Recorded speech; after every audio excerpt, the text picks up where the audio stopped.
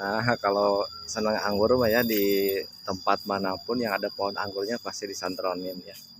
Nah, ini dia anggur di lokasi Masjid Taju Gede ya, Taju Gede. Coba kita lihat ininya apa? Variannya. Wah, ini varian lokal Isabel, saudara-saudara. Ini asam, buahnya asam ya. Oh, wah, udah ini pohon udah lebih dari 1 tahun. Ini cara penanamannya seperti ini ya, terlalu berdempetan. Seharusnya di sini cukup satu satu pohon ya. Oh, banyak sebelah sana banyak juga. Banyak.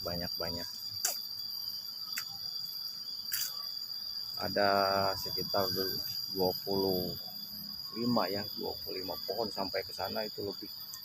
Kalau sebelah ujung itu mungkin udah mati sebagian.